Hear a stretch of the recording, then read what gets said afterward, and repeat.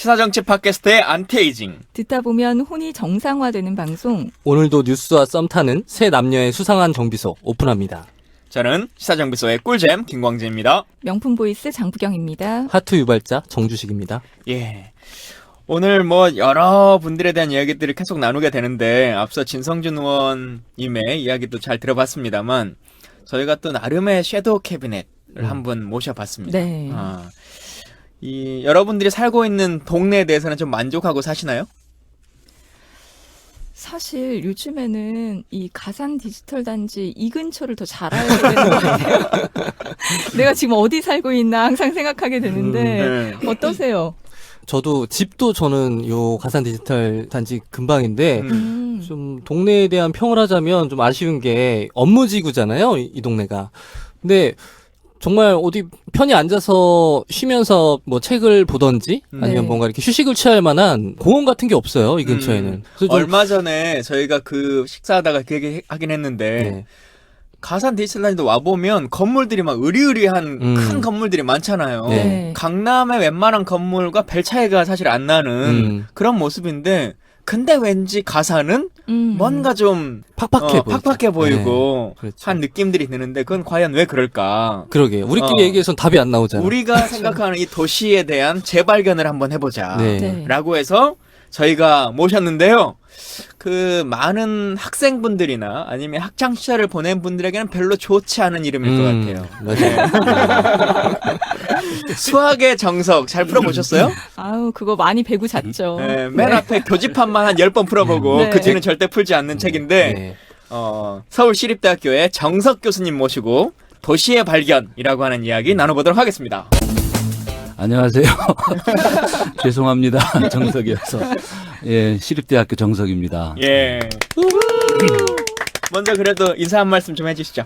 제가 학창 시절에 그 새학년이 돼서 출석만 부르면 애들이 아주 까무러쳤어요.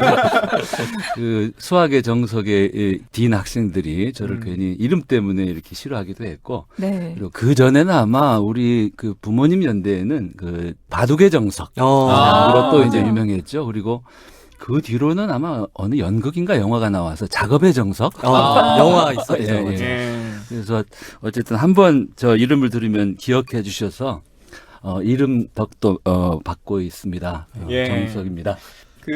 실은 제가 교수님을 어떻게 만나게 됐냐면 네. 원래 막 친하게 지내는 관계는 아니에요. 근데 어쩌면 친해졌을 수도 있는 관계예요. 그게 왜냐면 뭐죠? 제가 서울시립대 대학원 도시공학 여기를 도시계획학과를 썼다가 떨어졌어요. 네. 그래서 어쩌면 사제관의 관계로 만났을 수도 있는데 그때 제가 서울시립대 갔으면 어쩌면 국회의원 못했을 수도 있겠죠. 네. 근데 국회의원 떨어지고 나서 지역에 내려가고 있는 중이었는데 제가 이 책의 날짜를 보니까 2016년 11월 30일이더라고요. 네. 그날 교수님은 제 기억에 전주에 무슨 강연을 가신다고? 나중가요? 예. 가신다고 하면서 기차에서 저한테 이 책을 한 권 선물해 주셨어요. 도시의 발견이라는 책을. 근데 사실 국회의원 하거나 아니면 아마 편집장님도 여기 회사로 책 많이 올 것 같은데 많이 이런저런 보내주시죠. 책들이 오잖아요. 저도 받기도 하고. 그러면 그분들 입장에서는 이제 페이스북에라도 한번 좀 올려주고 홍보라도 좀 해주면 좋겠다. 이제 이런 생각으로 주시기도 하고 진짜 자기의 마음을 담아 주시기도 하고 하는데 또 제 입장에서는 읽어봐야 평이라도 하거나 그렇죠. 추천을 할 것 같은 느낌이 들잖아요. 네. 그래서 이렇게 쭉쭉쭉 잘 읽어봤어요. 근데 내용이 참 좋고 네. 우리가 한번 고민해봐야 될 지점이 있는 것 같다. 그래서 그냥 책 표지 이렇게 한번 홍보하는 것보다 직접 저자를 모시고 네. 책에 대한 숨어있는 이야기 그리고 사실 우리가 잘 모르는 이 도시의 내면들 이런 것들을 좀 같이 느껴봤으면 좋겠다는 생각으로 모시게 됐습니다. 네. 네. 그날 저도 기억이 나는데요. 인생살이가 2년이 굉장히 우연스럽게 이어지는 것 같은데 KTX 그 기차를 타고 나주에 가는 길에 이렇게 화장실에 갔다 오면서 보니까 빛이 환하게 아우라. 아니 교수님 거짓말하시면 안 됩니다. 아니 정말이에요. 백열등 100개에 형광등인가? 예. 형광등 100개. 우리 저 인물들끼리는 또 알아보거든요. 이 근데 방송 불쾌합니다. 정말. 누구시더라? 이렇게 보니까 김광진 의원이 그래서 네. 김 의원 근데 이제 또 국회의원 떨어졌잖아요. 그래서 네. 짠한 마음도 들고 그러다가 그냥 모른 척하고 제자리에 앉았는데 마침 제 가방에 이제 그 도시의 발견 책이 있어서 네. 아, 이 책을 한 권 드리면 좋겠다. 왜냐하면 제가 이 책을 낸 이유도 사실은 도시가 대부분 정치거든요. 그래서 네. 정치인들도 도시에 대해서 또 시민들도 도시에 대해서 관심을 많이 가졌으면 좋겠다. 이런 마음으로 책을 냈는데 야, 이것도 인연이겠다 싶어서 그런데 말 걸기 좀 뻘쭘하잖아요. 그렇죠. 그래서 제가 자리에 책에 사인해가지고 드렸는데 그게 인연이 돼서 오늘 이 자리까지 이어진 예. 것 같아요. 네. 먼저 도시공학을 연구하셨잖아요. 네. 근데 이 도시공학이라는 학문 자체가 좀 낯설어요. 그러니까 네, 도시도 잘 알고 공학이란 말도 다 아는데 이게 붙으니까 무슨 말인지 잘 모르겠어요. 어떤 그렇죠. 학문인지 네. 소개를 좀 부탁드립니다. 이 도시와 관련된 학문들은 사실 굉장히 많습니다. 그래서 우리가 도시공학을 이해하려면 도시를 하나 만든다고 한번 생각해 보세요. 신도시를 하나 만든다. 그러면 우선은 땅을 확보해야 되겠죠. 네. 그리고 그 땅에 이제 도시를 건설하기 위해서는 길도 내고 뭐 대지들도 이렇게 좀 다져야 되고 그래서 토목공학이 필요하죠.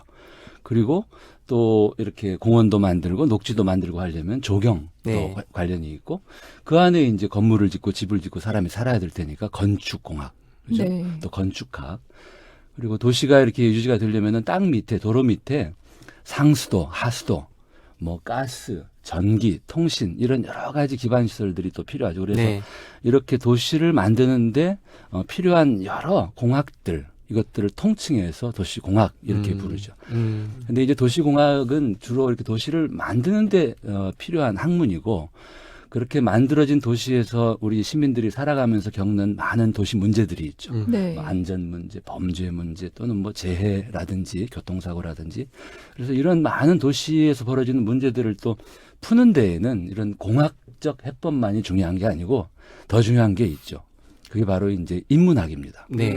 그래서 경제, 사회, 문화, 사람들의 어떤 심리, 뭐 이런 고독감 이런 것들이 도시에서 더 커질 수 있으니까 그래서 이 도시에 대한 학문은 크게 도시공학도 있지만 네. 요즘처럼 도시를 이렇게 잘 돌보는 데는 인문학도 중요하다. 네. 그걸 인문학이라고 말할 수도 있는데 사실 다른 공학이 하나 있는 거죠. 네. 정치공학. 그렇죠. 네. 그것도 그래서 중요하죠.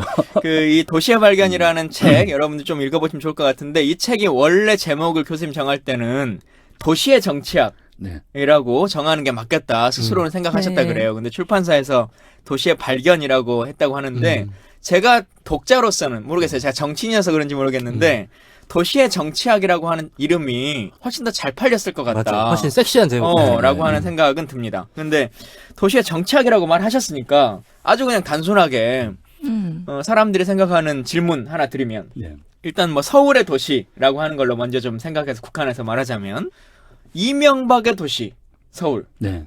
오세훈의 서울, 박원순의 서울 점수를 매기신다면 다 다르죠, 저마다. 그리고 네. 이제 저는 지금은 시립대학교에 있지만 제가 30대, 40대 젊었을 때에는 서울 연구원에서 일을 했어요. 연구원으로. 네. 그래서 서울시정개발연구원. 서울시정개발연구원. 예. 지금은 이제 이름이 서울연구원으로 바뀌었는데 네. 94년에 제가 연구원에 들어가서 2007년까지 연구원으로 근무하는 도중에 이 서울의 많은 시장님들을 만났죠. 네. 처음 들어갔을 때는 이원종 시장님이라고 관선 네. 시장님이셨고 그 다음에 이제 얼마 안 있어서 지방자치 부활하면서 초대 이제 민선 시장이셨던 그 산신령 별명을 갖고 계시는 조순 조순시장. 시장님. 네.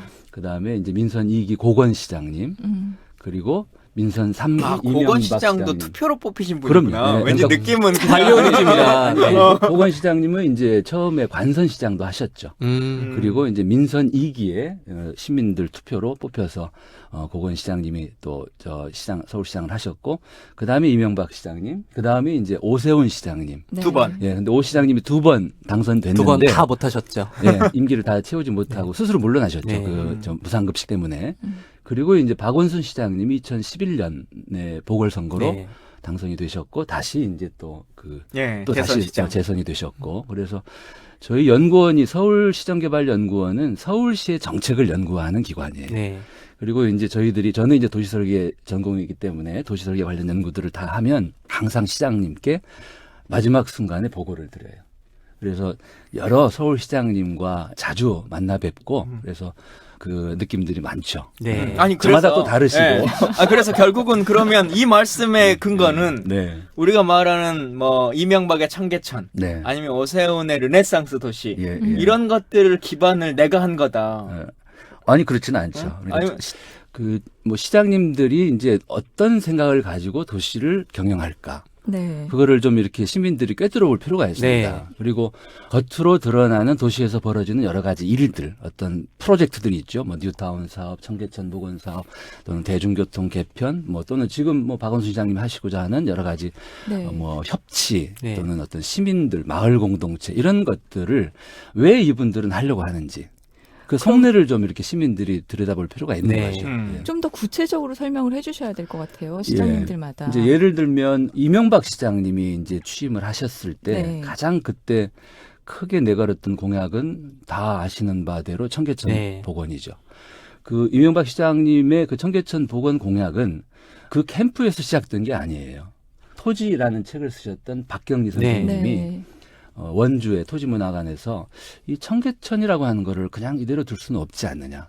그래서 여러 분야 전문가들이 모였어요. 시민단체 운동하시는 분도. 저도 그 당시 서울연구원에 있었기 때문에 그 초대 청계천 살리기 연구회 모임의 멤버였죠. 네. 네. 그리고 거기에서 이제 그 청계천 복원에 대해서 논의를 했던 거는 굉장히 긴 호흡으로 생각했던 거예요. 50년이 말 그대로의 복원. 예, 50년이 걸릴지 100년이 걸릴지 모르지만 네. 이대로 방치할 수는 없다. 그리고 그때 이제 청계 고가의 안전 문제가 대두가 돼서 미군들은 청계 고가에 다니지 마라 이런 그 명령이 떨어졌다는 얘기가 돌 만큼 그래서 청계 고가를 더 이상 방치할 수 없는데 그러면은 걷어내야 되는데 차제에 그럼 청계천 자체도 복원을 해야 되지 않느냐 네. 이런 논의들을 하다가 이제 그때 이 시장 선거 시기여서 이거를 서울시장들은 어떻게 받아들일까 하고 이제 툭 던진 거를 네. 네. 이명박 시장님은 제가 볼 때 그 민간 기업의 CEO 출신이어서 그런지 굉장히 그런 것들을 빨리 간파하시는 것 같아요. 그때 민주당 후보는 누구였죠? 김민석 후보였죠. 아. 근데 민주당 후보는 이렇게 좀 미적미적하고 음. 이것이 과연 될까 이러는데 MB는 이거를 내 임기 중에 끝내버리겠다 이렇게 받아친 거예요. 네. 청계천 복원이라고 하는 거대한 프로젝트를 4년 임기 안에 끝낸다는 게 사실 시민들이나 전문가들이 볼 말이 안 되죠. 네. 그런데 이분은 하겠다. 이걸 네. 공약으로 내걸어서 시장에 당선이 됐고 임기 안에 이제 이거를 끝내는 이 프로젝트를 밀어붙였죠. 네. 네. 그래서 결국은 임기 안에 공사는 끝났어요. 끝났는데 이제 그 과연 청계천 복원이 복원이냐. 네. 여기에 큰 대해서는 어항을 만든 거 아니냐?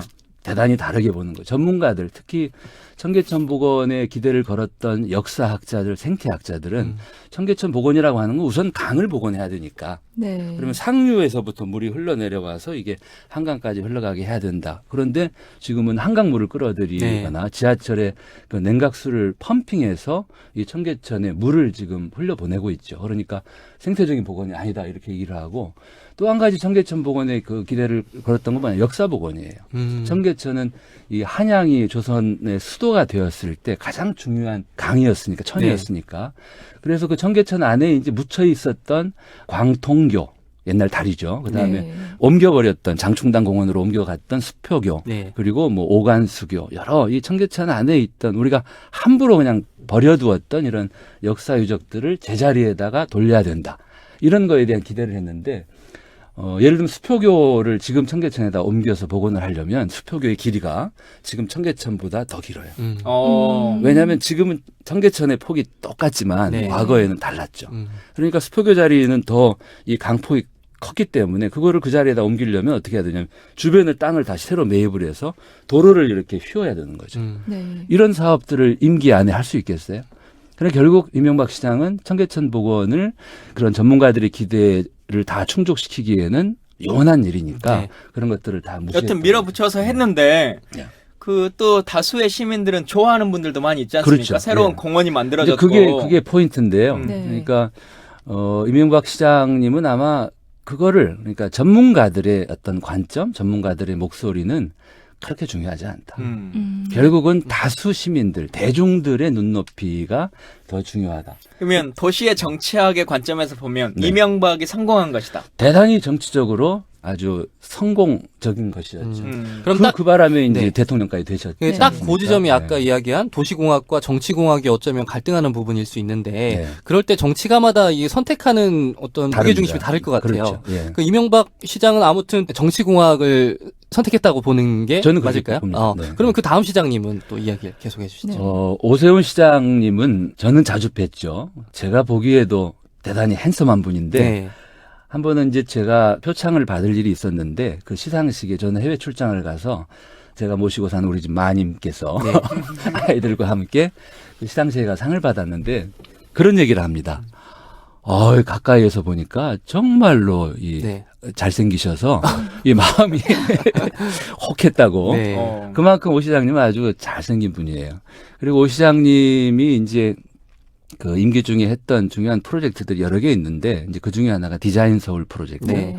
그리고 한강 르네상스, 그리고 아마 그 지금 동대문의 DDP 네. 뭐 이런 프로젝트들인데 제가 이제 저 도시설계 전공이어서 저는 이 도시에서 이 디자인이 갖는 중요성에 대해서 저도 깊이 공감합니다. 네. 그리고 오 시장께서 하셨던 디자인 서울 프로젝트는 잘한 것도 참 많아요. 네. 서울의 어떤 서체도 만들고 서울의 고유한 색채들도 이렇게 만들고 그리고 여러 가지 도시를 좀 더 이렇게 그 디자인을 통해서 이렇게 발전시키려고 했던 점은 대단히 훌륭하신데 네. 그게 조금 또 그 지나친 점도 있는 것 같아요. 뭐 예를 들면 세빛동동섬 네. 프로젝트라든지 네. 또는 동대문 DDP 같은 게 우리나라, 우리 도시에, 우리 서울에는 좀 볼거리가 없다. 네. 이제 이런 생각에서 저는 시작된 거라고 봐요. 그리고 명품이 필요하다. 뭐 이를테면 시드니에 가면 시드니 오페라 하우스가 있는데 네. 왜 한강변에는 그런 게 없냐. 그리고 동대문 DDP 같은 경우도 세계적인 유명한 건축가의 작품이죠.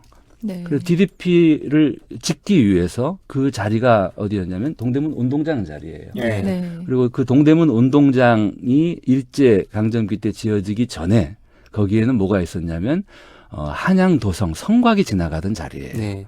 그리고 성곽 바로 안쪽으로는 하도감터라고 해서 훈련도감의 부속시설, 그러니까 우리 군사 그 방어시설이 있었죠. 네.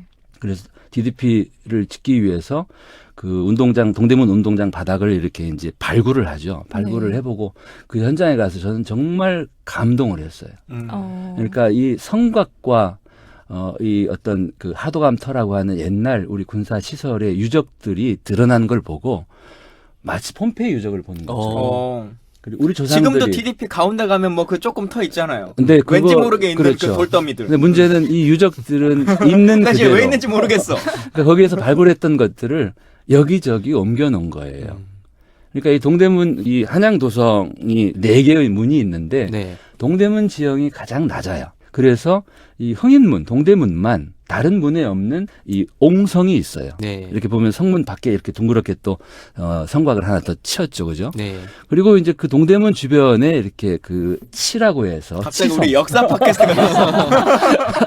그리고 그런 어떤 흔적들이 네. 그대로 드러난 거예요. 이간수문이라고 하는 유적도 있고. 근데 그걸 다 어쨌든 없어진 거 아닙니까? 다 없애버린 거죠. 예. 그래서 제가 정말 답답한 게 제 그 참한 도시가 좋다라는 책에 그렇게 표현을 해요. 동대문 잔혹사.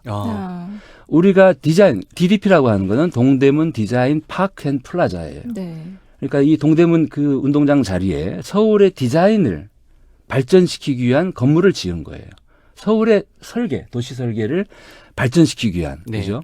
그런데 그렇게 하기 위해서 우리 조상들이 했던 정말 우아한 도시 설계의 흔적들을 다 지워버린 거죠. 함부로 대한 거죠. 근데 그 유적 터 이걸 가지고는 관광 상품이 되거나 사람들 그걸 보고 그 디자인이 뭐 옛날의 디자인이 멋있다 이런 느낌을 또 안 가지니까 그런 거 아니겠어요? 방법은 없지 않죠. 저는 차라리 그렇게라도 했으면 무슨 얘기냐면 그 지하의 유적들이 지금 높이보다 훨씬 낮게 있어요.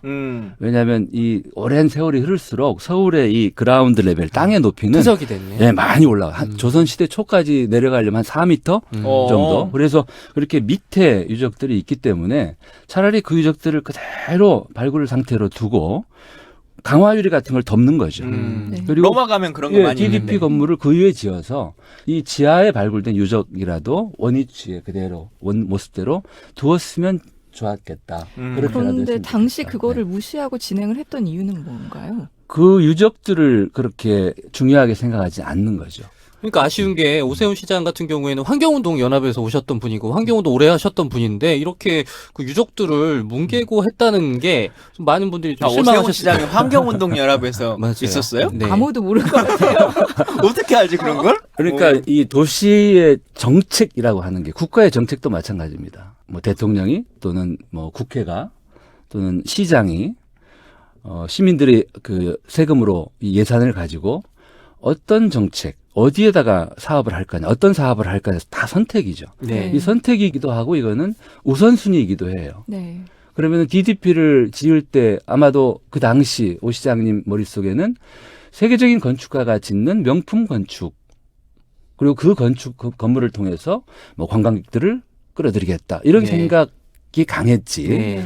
그 안에 있던 조선시대의 유적 또는 이제 그 많이 지적을 하는 거는 동대문 운동장조차도 우리들의 과거의 그렇죠. 생활이 담긴 그것도 유적이다. 네. 그래서 새로운 건물을 짓더라도 그 운동장의 흔적이라도 좀 남겨라. 이제 이런 그 요청도 있었지만 네. 그런 것들이 그렇게 중요하게 받아들이지 않은 거죠. 근데 이런 내용들이 사실은 뭐 사회 문제랑도 똑같을 수 있는데 뭐 유적지뿐만 아니라 모든 것들이 마찬가지겠지만 국민이 이제 민선제가 되면서 작게는 도시의 시장을 뽑거나 아니면 국가의 대통령을 뽑거나 하면 그 사람에게 모든 결정권을 위임한 상황처럼 이제 인식되는 거지 않습니까? 네. 그게 이제 정치다라고 얘기하는 것이고 말씀하셨던 사안별로 전문가들이 입장을 내고 그것도 무슨 시민단체나 뭐 제야에 있는 사람들이 아니라 서울의 시정연구원이나 뭐 이런 곳에서도 입장을 냈을 것이고 또 공무원들도 입장을 냈을 텐데 그런 것들은 다 받아들여지지 않는 거잖아요. 그럼 밀어붙이면 밀어붙이게 되는 거고 뭐 4대강 파라 그러면 파가 되는 거고 그리고 또 이제 국민들이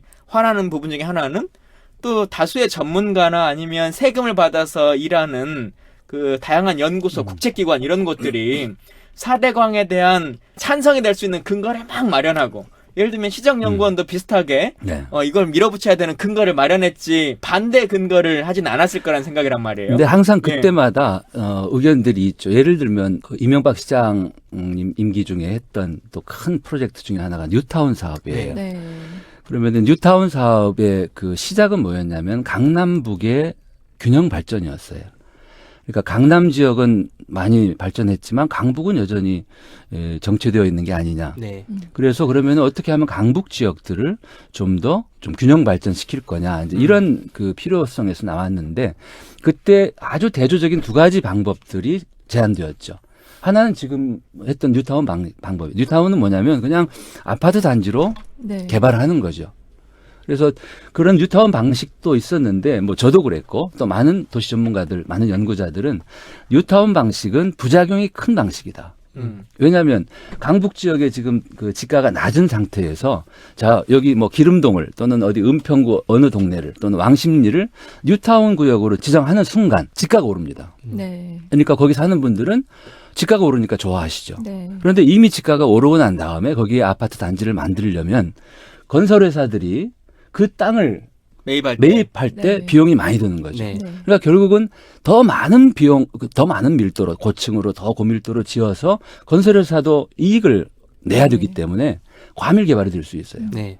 그래서 저라든지 또는 다른 전문가들은 어떤 방식을 제안을 했냐면 그렇게 하지 말고 강북 지역은 지금 지가가 낮은 상태다. 네. 그러니까 마치 침을 놓듯이 뜸을 뜨듯이 이 소 단위로 공공에서 프로젝트를 한다. 뭐 예를 들어 공원을 하나 만들어주고 또는 길을 내고 또는 주차장을 만들어주고 이렇게 해서 공공이 선투자를 하면 네. 마치 피가 돌듯이 민간 쪽에서도 투자가 따라올 것이다. 음. 이게 이제 뭐 우리 몸으로 비유하자면 확 수술을 하는 방식 말고 네. 자기 치료, 물리 치료를 통해서 서서히 건강을 회복하는 방식을 제안을 했는데 이명박 시장은 그 방법을 선택하지 않았어요. 왜 그랬을까요? 정치 논리로 그랬겠죠. 그렇죠. 시정 일시의 욕심이 효과를 있겠죠. 봐야 되니까. 임기 중에 이 효과가 나는 거를 선택하는 거죠. 그러니까 다분히 이명박 시장은 정치적인 분이에요.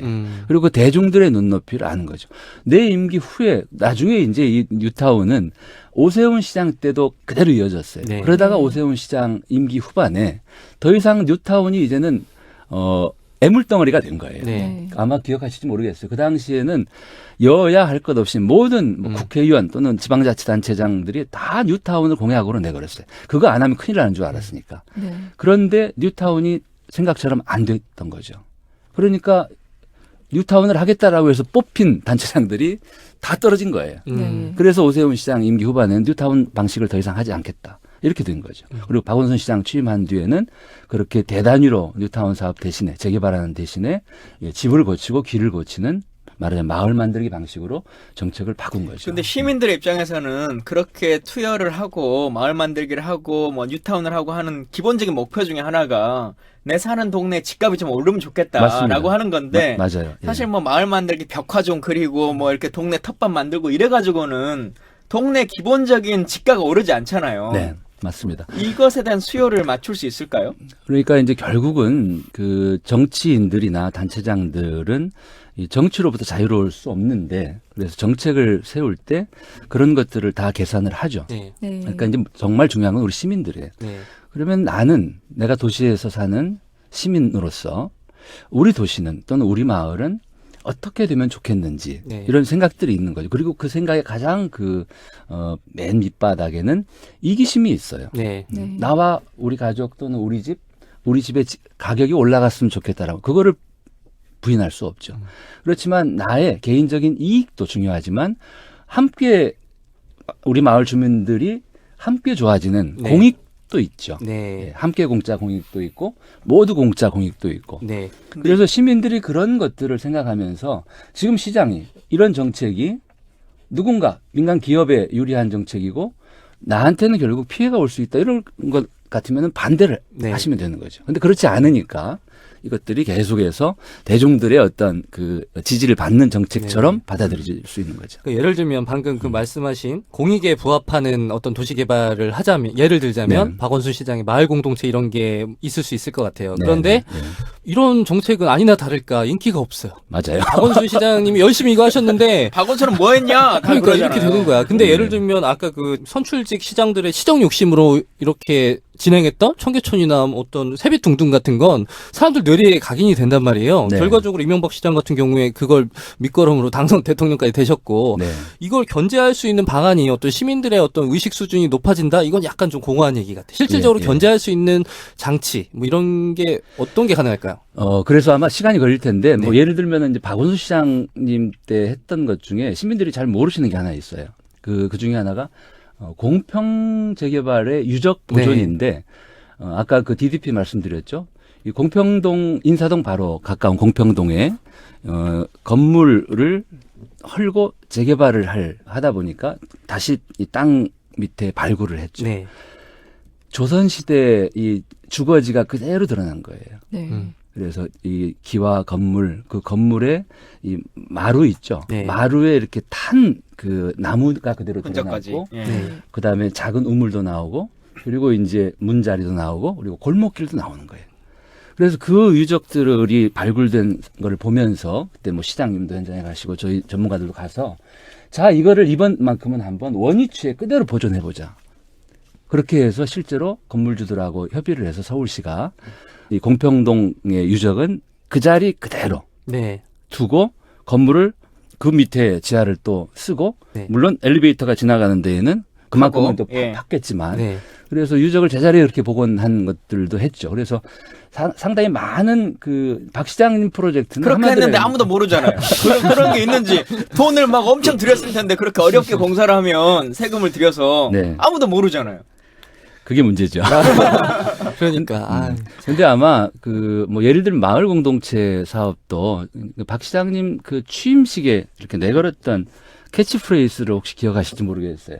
취임식 자리 처음 그 보궐선거에서 그 연단 앞에 이렇게 붙인 글이 있어요. 그게 뭐냐면 시민이 시장입니다. 그러니까 박원순 시장의 정책의 가장 핵심은 시민들이 주도하는 도시를 만들겠다. 네. 그리고 그거를 다르게 표현하면 혁신이에요. 음. 박 시장님은 시장 되기 전에 당신 명함에 뭐라고 쓰고 다니냐면 소셜 디자이너, 네. 그러니까 사회 혁신가. 그리고 실제로 그렇게 살아오셨고, 그래서 서울을 바꾸는 일의 가장 중심은 시민들에게 달려 있다. 네. 그래서 이제 그 마을 공동체 그 프로젝트 같은 경우도 그 마을에서 활동했던 활동가들이 정책을 만든 거예요. 저도 전문가로서 그 정책을 입안하는데 참여했는데 저희 같은 전문가들 말고 공무원들 말고 활동가들한테 부탁을 한 거죠. 잘 되고 있다고 평가하십니까? 저는 잘 되고 있다고 봅니다. 근데 왜 이렇게 사람들은 시간이 모를까요? 걸리는 거죠. 그러니까 빅 프로젝트들, 이 대중들의 마음을 현혹시키는 스펙타클들은 단기간에 효과가 나는 거라면 네. 우리 몸의 건강이 서서히 좋아지는 것 같은 이런 것들은 시간이 걸리는데 근데 청계천 복원 말씀하실 때 네. 박경희 선생님은 한 50년이 걸리더라도 막 이렇게 말씀하셨다 그러잖아요. 근데 예를 들면 시장이 몇십 번이 바뀌는데 50년이면은 4년 다니면 몇 번이에요? 60번 바뀌는 거잖아요. 그러면 맞습니다. 네. 그 동안 사실 현실성이 없는 얘기 아니냐. 박원순 시장이 마을 만들기라고 하는 것도 이렇게 길게 이분이 장기 집권으로 18년간 막 하시는 게 아니니까. 박 시장님 정책의 관건이 어느 분들은 그렇게 얘기하시더라고요. 이 우리나라에서는 역시 여성들의 파워가 센데 이 여성들에게 인기가 좀 부족한 거 아니냐.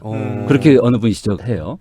저는 조금 다르게 표현하면 박 시장님이 하시고자 하는 이런 정책들은 사실은 예를 들면 강남 지역에 네. 아파트에 사는 중산층들에게도 대단히 필요한 일들이에요. 네. 예를 들어서 아이들 지금 대학 졸업하고 취업 안 되고 있죠. 네. 그리고 남편 지금 50대, 60대 되는 그분들은 일찍 정년하고 인생 후반전을 스스로 각자 도생을 준비해야 되고 네. 또 어르신들, 뭐 시부모들, 친정 부모님들은 아직도 한참 남은 인생을 예. 또 살아가셔야 되고. 네. 그래서 예를 들면은 청년들을 위한 뭐 청년 일자리, 청년 허브 같은 정책들, 네. 또 50대, 60대들을 위한 인생 이모작. 네. 요즘에는 이제 50 플러스라고 이렇게 얘기를 하는데 이런 네. 프로젝트들이 사실은 다 우리 중산층들을 포함한 음. 대부분 시민들에게 절절한 프로젝트들이거든요. 그런데 그런 것들이 잘 전달이 안 되는 것 같아요. 그래서 네. 결국 우리가 이 마을의 개념이라는 게 좀 불특정해서 아파트에 사는 사람들은 사실 마을이라는 게 별로 그렇죠. 없는 느낌. 옆집에 누구 사는지 잘 처럼 모르죠. 느껴지기도 하고 마을 만들기 사업은 무슨 주택에 사는 사람들이 그 옛날 주택 사는 사람들이 막 그걸 해야 될 것 같은 느낌들이 드는 거잖아요. 근데 저는 이제 조경 전공했거든요. 네네. 예, 그래서 매번 고민스러운 것 중에 하나 그런 거였어요. 그 법에 의하면 얼마 정도의 규모마다 도시를 만들 때마다 근린공원 이런 걸 막 만들어야 되는데 우린 근린공원 디자인이나 설계를 하면 언제나 그냥 뻔한 근린공원을 컨트롤 C, 컨트롤 V만 해요. 네. 동네와 상관없이. 네. 근데 그 뭐 임대주택이 주로 있는 동네여서 애들이 주로 한 대여섯 살이다. 그런 동네는 근린공원도 좀 애들에 맞춰서 해야 되는 거고 60대, 70대가 주로 사는 아파트 동네가 있는데 그런데도 애들 노는 놀이터 크기는 똑같이 그냥 한단 말이에요. 이런 것들을 조금 그 아파트 촌에서도 도시에 맞춰서 내 사는 곳에 맞춰서라고 하는 생각들을 해야 되는데 그러지 못하는 많은 것들이 좀 있고 또 그 안에서 느껴보자면 공간이라고 하는 것을 네. 우리는 개인의 나의 공간, 그러니까 우리 집, 아파트라고 하는 것도 보면 뭐 실제로는 뭐 25평입니다라고 하는데 엘리베이터 빼고 뭐 주차장 못 빼고 나면은 뭐 10몇 평 뭐 이렇게 되는 거잖아요. 네. 근데 그 10몇 평에 있는 내 공간만 내 땅, 내 집 여기만 어떻게 할 것인가라고 하는 고민들을 많이 하는 것 같은데 네. 이 공공공간이라고 하는 것에 대한 소유 이거 어떻게 봐야 될까요? 그러니까 우리가 하루하루를 살아가는 공간을 유심히 보면 내 방, 내 집과 같은 개인 공간에서도 시간을 보내요. 네. 그죠? 네. 자기도 하고. 근데 이제 집을 나서서 공공 공간에서도 많이 보냅니다. 네. 모두, 시민 모두의 공간에. 그리고 그 사이에 어떤 공간이 있냐면 공유 공간이 있어요. 그러니까 내 거는 아니지만 우리 것. 우리 아파트 단지 안에 있는 이런 공간. 네. 그래서 내가 도시에서 행복하려면 개인 공간만 풍요로워서는 안 돼요. 그러니까 공공 공간도 안전하고 쾌적해야 되고 그리고 우리가 공유 공간을 어떻게 사용하느냐가 우리 삶의 도시 삶의 행복의 그 비결이에요. 네. 네. 그래서 예를 들면 과거에는 공동주택에서 우리가 많이 살았죠. 아파트 같은. 근데 요즘에는 공동체 주택이 뜨고 있어요. 그러니까 공동주택은 누군가가 지어놓은 집에 내가 그냥 들어가 사는 거예요. 그 내 집, 옆집, 우리 이웃들은 남이 정해준 거죠.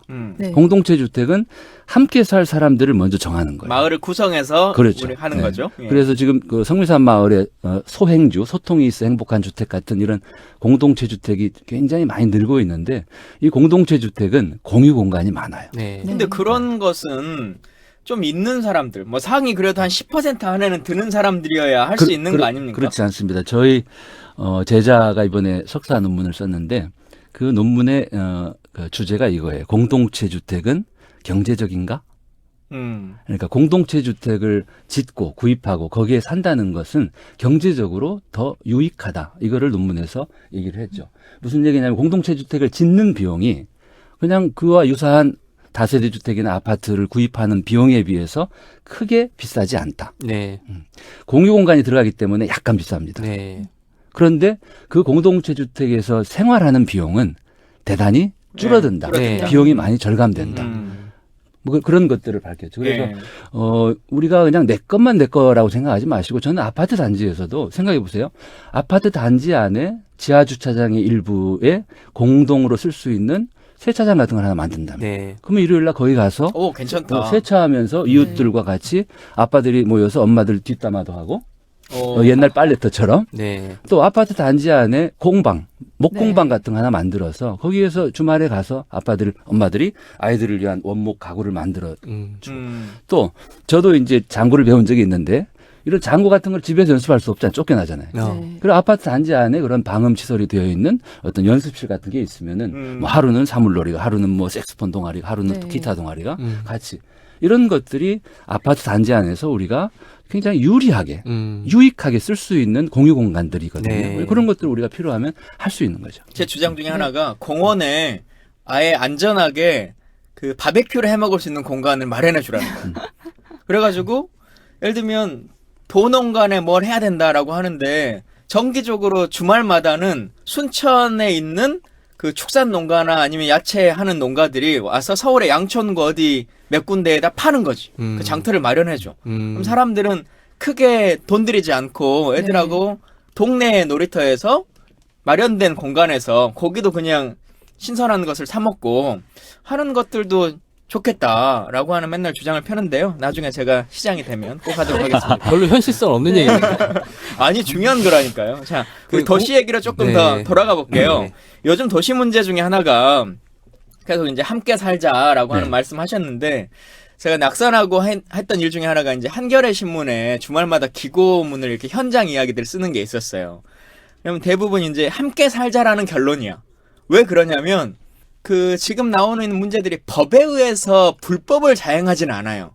뭐 노동 탄압이든 뭐 이런 것들이 따지고 들면은 그 사람들은 법의 맹점을 막 이용해서 사용하거나 아니면 또 도시 문제 중 가장 대표적인 게 젠트리피케이션인데 이것도 뭐 권리금의 문제라든가 아니면 집가를 올린다거나 이런 것들이 막상 불법이냐라고 하면 불법은 아니라는 거예요. 네. 근데 이 너무 그래도 힘들지 않냐. 너희들은 그래 좀 있는 사람들이니까 같이 좀 나누어서 그렇게까지 안 올리는 게 더 좋은 거 아니냐라고 하는 주장들을 편단 말이에요. 근데 이게 의견들이 아주 극단적으로 양분되는 것 같은데 이 도시의 젠트리피케이션 어떻게 보시고 해결 방법은 있습니까? 있습니다. 젠트리피케이션이 이제 도시가 정치와 자본, 그러니까 정치적 권력을 가진 사람들, 또 자본을 가진 사람들이 도시를 주무르는 좋은 예예요. 그러니까 그리고 그 젠트리피케이션은 뭘 또 토대로 하냐면은 그 지역 주민들의 이기심. 그죠? 그래서 뭐 이런 거죠. 그러니까 전혀 사람들이 관심을 갖지 않은 평범한 동네 또는 어느 거리가 어느 날 뜨기 시작합니다. 거기에 아주 멋진 가게가 하나 들어오고 뭐 식당이 문을 열고 그래서 관심을 갖다 보니까 사람들이 많이 찾아오죠. 그러니까 이제 집가가 오르기 시작하고 임대료가 오르기 시작해요. 거기에 집을 갖고 있고 건물을 갖고 있는 사람들은 좋죠.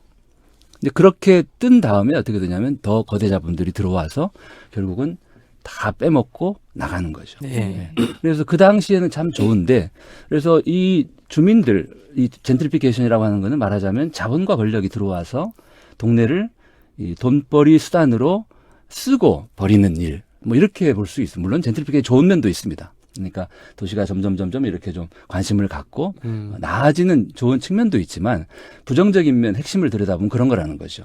그러니까 어느 마을조차도 그냥 돈벌이의 수단으로 쓰는 거예요. 거대한 자본을 가진 사람들이. 근데 이 자본주의 사회에서 네. 그것을 막을 수 있는 방법이 있냐는 거죠. 막을 수 있는 방법이 두 가지인데 하나는 행정의 힘이 있습니다. 네. 예, 뭐 국가나 지방자치단체는 그런 것들을 규제할 수 있는 권한도 있고 또 지원할 수 있는 예를 들면 힘도 어떤? 있으니까 예를 들어서 특정 용도가 거기를 다 지배하지 못하도록 어떤 용도를 규제할 수 있는 권한도 있고 개발을 규제할 수 있는 권한도 있고 그리고 거기에 있는 어떤 세입자라든지 임차 상인들을 지원해주는 방법도 있어요. 네. 그런데 이 행정기관의 어떤 역할이라고 하는 거는 말하자면 응급조치 같은 거예요. 그러니까 결국은 더 큰 역할을 할 분들은 그 지역에 사는 주민들이죠.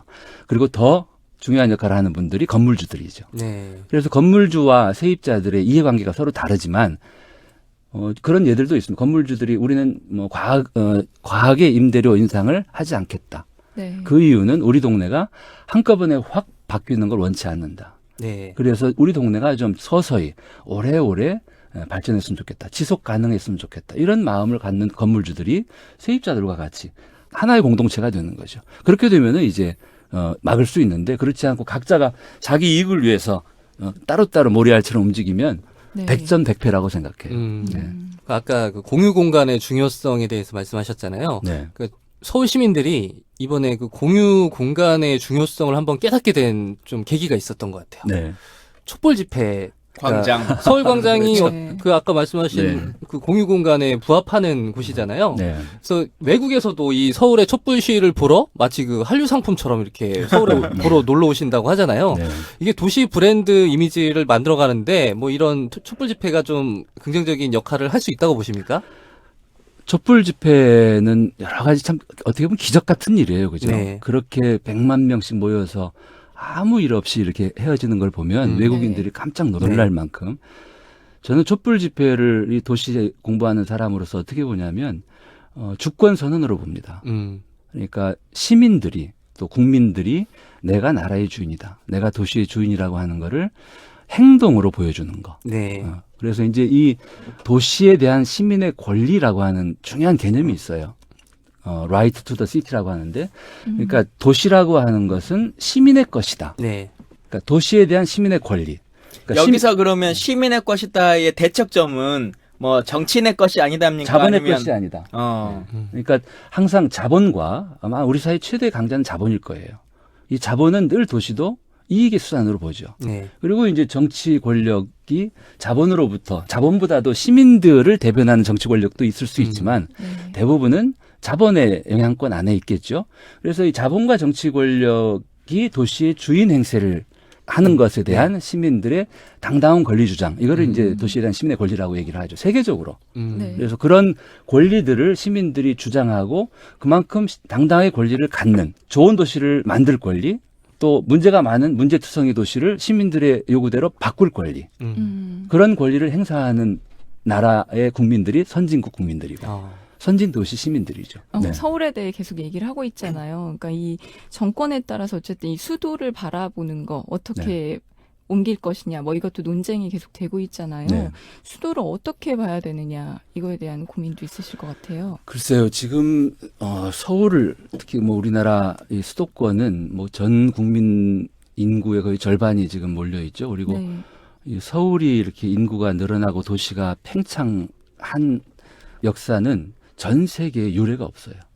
그래서 오죽하면 폭발적인 성장이라고 표현해요. 그만큼. 그러다 보니까 이제 이 서울과 수도권의 전 국민 절반이 지금 몰려 있는데 이 도시 문제는 사실은 국토 문제하고 맞물려 있어요. 그래서 서울과 수도권에는 인구가 너무 많아서 문제. 그런데 더 지금 심각한 문제는 지방과 농어촌 네. 또 지방 도시에서도 그 구도심에는 사람들이 다 빠져나가서 빈집, 학교는 폐교되고 그렇죠. 그래서 사실 이 도시 문제를 해결하기 위해서는 이 국토의 문제, 불균형 문제를 풀어야 되고 그런 차원에서 이 서울이 너무나 과도하게 모든 정치, 경제에 다 몰려 있으니까 서울의 기능 일부를 좀 지방으로 보내자 이런 논의들이 나오는 거죠. 그리고 지방에 있는 분들은 그런 것들에 대해서 더 절박하죠. 네. 다 뺏긴 느낌. 그렇죠. 그래서 이 도시 문제도 결국은 저는 우리 박원순 시장님이 지난번에 불출마 선언을 하시고 그리고 다시 이제 서울시장의 임무에 충실하겠다 말씀을 하셨죠. 그리고 저는 기대하건대 3선 하셨으면 좋겠어요. 왜냐하면 서울이 변화하는데 시간이 필요합니다. 그래서 3선 하시면서 이 시민들을 시정의 주인으로 삼는 이런 것들이 좀 더 뿌리 내리고 좀 더 많은 시민들에게 좀 체감할 수 있게 그리고 제가 개인적으로 더 기대하는 거는 서울시장은 아무리 서울시장으로서 역할을 잘해도 본전이에요. 본전도 안 돼요. 왜 그러냐면 서울이 잘 되면 그만큼 지방은 상대적으로 또 힘들 수 있으니까. 그래서 저는 박 시장님께 기대하는 거는 서울과 지방의 상생을 위한 정책과 여러 가지 사업들도 좀 하셨으면 좋겠다. 아까 우리 김 의원님이 얘기하신 것처럼 서울에 가지고 있는 어떤 힘을 또 그런 힘이 필요한 지방과 같이 쓰는 거죠. 또 지방의 도시들이 또 서울에 와서 우리가 뭐 농산물을 구매해 준다든지 뭐 폐교된 건물을 서울시가 고쳐서 서울 시민들이 그곳을 가 쓸 수 있게 한다든지 또 서울과 인접해 있는 수도권 도시들과 서울시가 행정구역이 달라서 못하는 것들이 많아요. 그것들을 같이 한다든지 그래서 서울도 좋아지면서 지방도 좋아지는 저는 서울 인구가 지금 1,000만 아래로 떨어지고 있는데 더 줄어도 상관없다고 생각해요. 서울 아파트값 떨어집니까? 아니 그거를 도시공학 전공하신 분한테 여쭤보면 아니 서울 아파트 사도 돼요? 어떻게 됩니까? 제가 이 도시를 연구하고 교수님은 집 사셨어요? 지금 집이 없습니다. 그 도시 공부 중에 이렇게 제가 해온 공부들이 다 돈이 안 되는 공부였어요. 뭐 보행 공간 연구, 경관 연구, 마을 만들기 연구, 오래된 것들 보존하는 연구. 제가 선택을 잘못했던 것 같아요. 그래서 저한테 그걸 묻지 마십시오. 그러면 전공으로 가자면 시민들의 참여를 통해서 이 세상을 바꿀 수 있고 또 그 권력을 갖고 있다라고 말씀하셨는데 우리가 몰라서 못하는 경우들도 참 많이 있거든요. 이 공유 공간 중에서 뭐 작은 단위든 아니면 좀 큰 단위든지 간에 이런 것들은 시민들이 이런 참여를 하면 확보해서 이렇게 훨씬 더 잘 쓸 수 있을 텐데 서구에 뭐 어떤 그런 예들이 있는데 왜 우리는 이런 것들을 포기할까라고 하는 예를 좀 거론해 주시면 좋을 것 같아요. 뭐 우선은 좀 아파트 단지에 많이들 사실 테니까 아파트 단지 안에 내 집만 내 거라고 생각하지 마시고 좀 시야를 넓혀서 많은 잠재 자원들을 좀 발견하셨으면 좋겠어요. 뭐 예를 들면 요즘에 주말 농장들 많이 하시죠. 근데 아파트 단지에 보면 그냥 잔디밭만 있는데 세상에 저도 단독주택에 이 잔디를 키우면서 사는데 세상에서 참 쓸데없는 게 쓸모없는 게 잔디예요. 먹을 수도 없잖아요. 매일 깎아줘야 되고. 그래서 그 잔디를 좀 걷고 거기에다가 농장을 좀 만들고 그리고 아파트 옥상들도 상당히 많은 공간들이 있어요.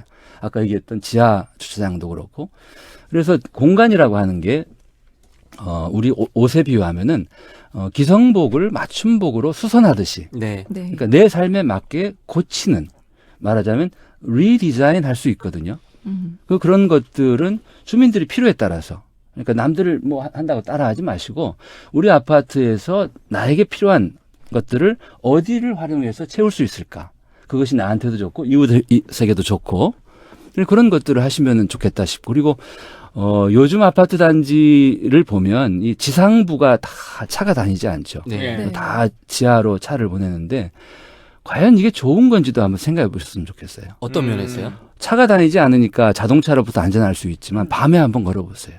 인적이 드물죠. 그러니까 물론 CCTV가 지켜줄 거라고 믿을 수 있지만 그래서 시민들이 우리가 사는 마을과 도시를 이렇게 좀 보시고 그러니까 주어진 것 나는 거기에 맞춰 살아야겠다 이렇게 생각하지 마시고 이게 최선입니까?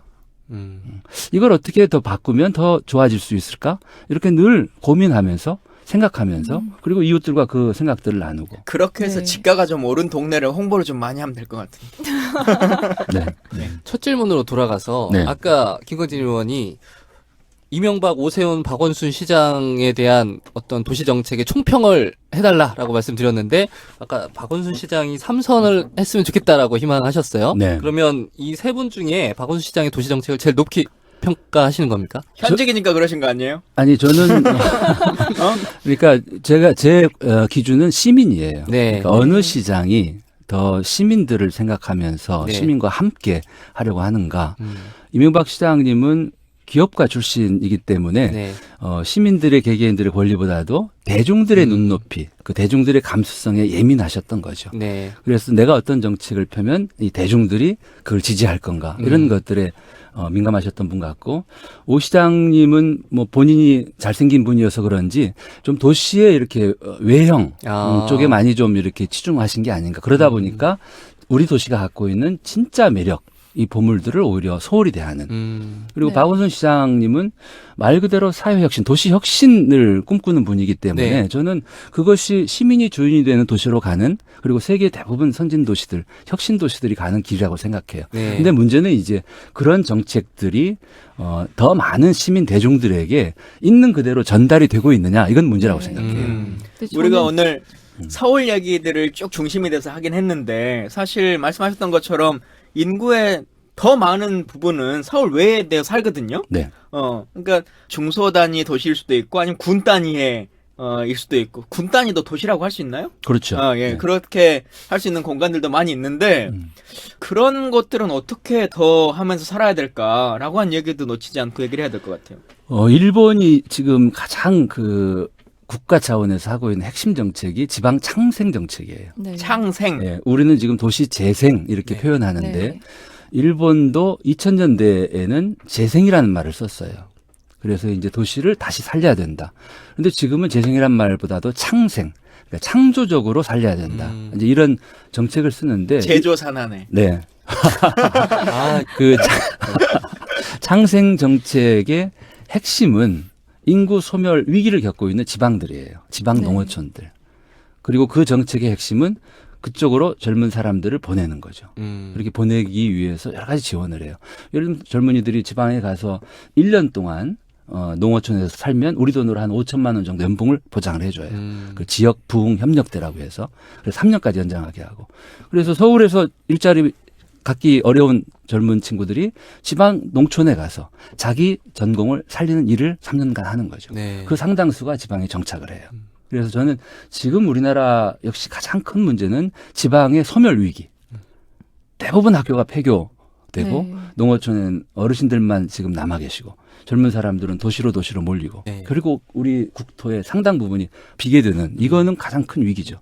그래서 그걸 하기 위해서 지방의 많은 단체장들이 그 열심히 지금 좋은 정책들을 하시는 분들이 많이 계셔요. 예를 들면 어떤 데를 좀 참가하면 좋을까, 이런 거에 관심 있는 분들은. 제 책에도 소개했지만 저는 전주시도 지금 대단히 네. 혁신적인 일을 벌이고 있죠. 한옥마을요? 한옥마을도 그렇고 그 재래시장, 전주 남부시장을 살리는 프로젝트도 그렇고 남부시장 콩나물국밥. 네, 거기 이제 청년몰을 만들기도 네. 했죠. 그리고 지금 가장 큰 이슈가 종합운동장이죠. 전주 네. 종합운동장. 그 종합운동장을 원래는 롯데 기업이 쇼핑몰로 개발하는 하려고 했던 거를 지금 김승 시장께서 네. 그거를 원위치시킨 거죠. 그래서 네. 바꾸려고 하는 거죠. 많은 그 지자체 시장님들이 도시의 발견 책을 사서 공부를 하시면 네. 아 이제 뭐 자기 도시를 더 이제 좋게 만들 수 있겠네요. 많은 팁들이 들어가 팁. 있는. 근데 내가 봐서는 제가 읽어보니까 지자체장들은 절대 안 살 책이야. 왜요? 이거는 지자체장이 결정할 수 있다라고 말하는 게 아니라 당신 권한이 아니다. 시민들이 해야 되는 권한이다. 내려놔라. 계속 이 얘기만 하고 있어서 그렇지 않습니다. 아니 왜 책이 안 팔릴 얘기라고 그래? 그 제주 올레를 네. 이렇게 시작하셨던 서명숙 이사장님이 네. 우연히 서점에서 도시의 발견 책을 이렇게 보시고 이렇게 공감이 가서 그 책을 서귀포 시장님께 네. 선물을 하셨대요. 서귀포 시장님이 아마 일본 출장길에 이렇게 책을 기차 안에서 다 읽으셨대요. 신칸센을 타고 가다가. 그리고는 이제 어떻게 연락을 주셨냐면 너무 필요하고 좋은 책이다. 그래서 서귀포시청 간부들에게도 읽게 하고 그리고 초청해서 강의를 듣겠다. 그래서 눈 밝은 단체장님들은 도시의 발견을 발견하시면 새로운 정책과 네. 희망을 보실 것으로 믿습니다. 도시의 발견을 통해서 정석의 발견. 우리가 섀도우 캐빈에서 지금 발굴하고 있다니까요. 그러게요. 이제 섀도우 저희- 캐비넷 네. 얘기를 좀 해야 되지 저희 않아요? 방송을 통해서 네. 저희가 이제 이 방송의 프로그램 이름이 여러 가지 이슈 정비를 하는 것도 있지만 네. 숨어 있는 섀도우 캐빈에서 발굴하자. 그래서 많은 사람 이 방송을 통해서 또 정치 관련한 분들이 많이 들으시니까 네. 이 사람들의 현안을 빨리 좀 받아들여서 정치권에 혹은 내각에 좀 썼으면 좋겠다 이런 얘기들이거든요. 네. 그 교수님 생각하시기에 이제 곧 정부가 있잖아요. 예. 정권이 바뀌는데 이제 새로운 이제 행정부가 꾸려질 텐데 내가 저 자리 가면 진짜 잘할 수 있다. 탐나는 자리 이런 거 있으신가요? 그래서 그 자리에 가서 이렇게 뭘 좀 바꿔보겠대요. 네.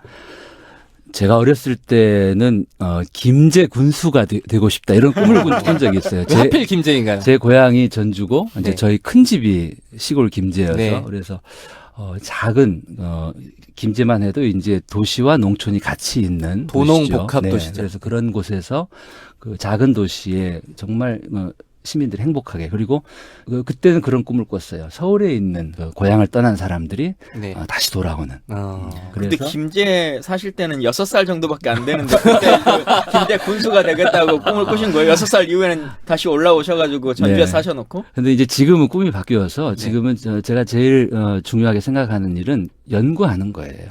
그리고 좀 이렇게 쉬운 책으로 네. 써서 국민들과 소통하는 거. 그래서 도시에 대한 뭐 논문 보고서보다도 좀 교양서적, 대중서적들을 쉽게 재미있게 써서 네. 좀 더 많은 분들이 읽고 도시를 우리가 바꿀 수 있구나. 그러려면 책이 많이 팔려야 되는데 이 도시 책은 많이 안 팔리는 것 같아요. 많이 좀 팔아주십시오. 이분이 현안에 대해서 해결할 그 방법이 있냐 없냐라고 솔루션이 있냐라고 하는 걸 생각해 보면 저는 서울 살아보니까 교통체증 이제 이게 있잖아요. 네. 그리고 상습 교통체증이라고 하는 거 특히나 올림픽 도로 뭐 이제 이런 것들이 있는데 이 공간을 교통체증을 없앨 수 있는 방법이 있습니까? 있죠. 결국 교통체증은 자가용 이용이 많아서 생기는 거거든요. 네. 그래서 이미 서울시도 대중교통 위주로 이렇게 바꾸고 있는데 너무 원론이야. 너무 근데 이제 원론이야. 결국 나한테 달려 착하게 있어요. 사세요 이런 거랑 똑같아. 아니, 근데 여러분들도 길을 걸을 때도 있고 지하철을 탈 때도 있고 버스를 탈 때도 있고 내가 운전하는 차 또는 남이 운전하는 승용차를 타고 다닐 때도 있죠. 네. 문제는 이제 어떤 상황에 나를 더 중시하느냐예요. 그러니까 더 많은 사람들이 대중교통을 이용하는 나의 권리를 더 강하게 요구하면 네. 대중교통 위주로 도시가 바뀌어요. 근데 우리 도시는 여전히 지금도 승용차를 탄 사람들의 목소리를 더 많이 반영하다 보니까 걷거나 버스 지하철이 조금 더 불편할 수 있는 거죠. 네. 파리 같은 데는 이 우리로 말하면 올림픽 도로 같은 이 세느 강변 도로를 폐쇄해 버렸죠. 그리고 여름철에 거기를 해수욕장처럼 꾸며서 시민들에게 드리죠. 그러니까 더 많은 시민들이 그걸 보고 좋아하니까 그런 정책들이 가능해지는 거죠. 근데 계속 듣다 보니까 어쨌든 정권 차원에서 도시를 설계해야 되고 뭐 계획적으로 뭔가 해야 된다라는 느낌이 드는데 제가 생각했을 때는 지금 촛불 전국이며 이런 걸 보면 시민들의 힘에 의해서 바뀌고 있단 말이에요. 네. 도시 자체도 보면 지금 뭐 벽화마을이나 이런 것들이 이루어지는 걸 보면 정부에서 하는 것도 있지만 개입해서 정권에서 뭐 개입해서 하는 것도 있지만 시민들이 자발적으로 이루어지는 마을 힘들이 공동체가. 분명히 있단 말이에요. 이것들의 그 지점에서 얼마만큼 개입을 하느냐 그것도 다를 것 같아요. 가장 중요한 거는 시민들이 표현하는 거라고 저는 생각해요. 야, 가만히 있지 말고 촛불 100만 개가 모였다는 거는 뭐예요? 야, 우리 국가의 주인은 나다. 대한민국은 민주공화국이다. 아무리 우리가 마음속으로 생각을 해도 네. 그건 드러나지 않죠. 그런데 광화문 광장에 종로에 100만 개의 촛불을 든 시민들이 등장하는 순간 이거는 명백하게 표현이 된 거죠. 그러니까 시민들이 자신의 권리를 국민들이 자신의 권리를 내가 주인이다. 그리고 나는 이렇게 요구한다라고 표현하는 게 중요하다고 생각해요. 아파트 단지도 대부분 주민들은 무관심해요. 자기들 그 개인적인 먹고 사는 일에. 그러다 보니까 아파트에 경영을 하는 사람들이 자기들 멋대로 하는 경우도 많죠. 네. 그래서 예를 들면은 아파트 단지에 내가 동대표로 출마를 해서 과연 우리 단지의 경영이 지금 바르게 되고 있는지 네. 또는 우리 단지가 지금보다 더 좋은 방식으로 서울시가 에너지 자립 마을 같은 거 하거든요. 어느 아파트는 LED 등 교체해가지고 4년 동안 4억을 경비를 줄인 거예요. 그 돈으로 경비원들의 봉급을 올려드린 거예요. 네. 이런 식으로 할 수 있는 방법들이 많이 있는 거죠. 결국은 내가 그냥 그 말없는 모래알처럼 침묵하는 주민으로 살지 않고 당당하게 말하고 이웃들과 같이 소통하고 우리들이 원하는 것들을 실천하는 이런 태도들이 변화를 가져오게 하는 거예요. 그것이 저는 혁신이라고 생각합니다. 예. 자, 이렇게 시사정비소에서 서울시립대 정석 교수님 모시고 도시의 발견이라고 하는 이야기들을 쭉 나눠봤는데 결론은 교수님의 다른 책의 제목과도 맞출 수 있는데 그러니까 튀는 도시보다 참한 도시, 그러니까 우리의 삶을 지켜내는 그런 도시가 필요하겠다. 그러길 위해서는 시민들의 하나하나의 참여들 그리고 국민들의 함께하는 노력들이 필요하겠다라는 말씀 주셨는데요. 마지막으로 우리 청취자분께 마무리 인사해 주시고 마치겠습니다. 예, 도시는 내 행복의 중요한 조건입니다. 그러니까 내가 행복하려면 우리 도시가 행복해야 돼요. 네. 그래서 그러려면 도시가 얼마나 중요한지 또 도시가 과연 지금 최선인지에 대해서 시민들이 좀 세세히 살펴보고 발견하셨으면 좋겠어요. 그리고 좋은 도시는 거저 주어지는 게 아니죠. 물만 셀프가 아니고 도시도 셀프입니다. 예, 오늘 잘 들어보시면서 어떤 생각들 또 새로운 고민들 많이 하셨을 거라고 생각합니다. 이런 마음들을 우리가 촛불 들었을 때의 생각처럼 대통령 하나 바뀐다고 세상이 바뀌는 게 아닙니다. 우리 생활 곳곳에 문제에 있어서 하나하나 촛불 들어야 할 때들 그리고 어떤 행사에 참여해야 될 때들